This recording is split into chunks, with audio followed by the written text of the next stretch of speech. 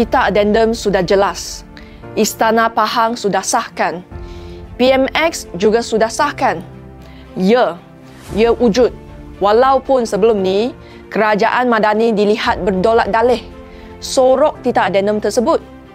Mujur Tengku Zafrul dedahkan mengenai tita addendum ni. Tapi, sekarang, Peguam Negara nak cabar pula.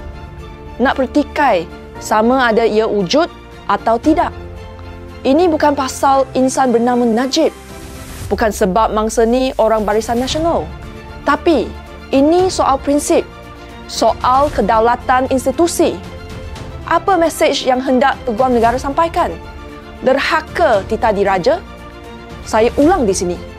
Pada 4 Januari 2025, Istana Pahang sahkan yang di-Pertuan Agong ke-16 menitahkan agar Najib jalani baki hukuman secara tahanan rumah. Bukan spekulasi. Ada surat rasmi ditandatangani pengelola Bijaya Diraja. Saya sebagai anak jati Pahang nak tanya, Peguam Negara Datuk Dusuki Mokhtar ni ikut arahan siapa? Adakah ini usaha untuk melengahkan pelaksanaan titah? Bazir masa mahkamah? Adakah ini cubaan untuk menafikan hak dan keadilan buat Datuk Seri Najib? Bila titah boleh dicabar, rakyat mula tanya, masih wujud ke kedaulatan raja? Masih bebas ke badan kehakiman kita? Atau semuanya sudah tunduk pada kuasa politik?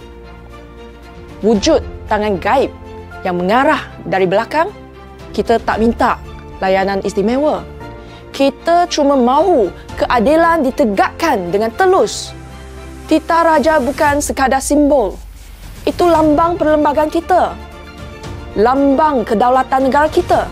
Kalau kita benarkan sistem dipermainkan hari ini, esok giliran siapa pula yang kena selepas Najib. Jangan biarkan kuasa melampaui undang-undang. Jangan biarkan badan kehakiman jadi alat politik sesiapa. Mana janji reformasi? Mana janji untuk bebaskan badan kehakiman daripada cengkaman tangan politik? Laksamana mudik beredap, bergalah sahaja, perahunya tidak.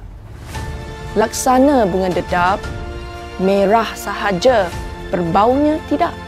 Guys, kalau kita tak lawan hari ini, jangan pelik kalau perkara sama berulang di masa akan datang.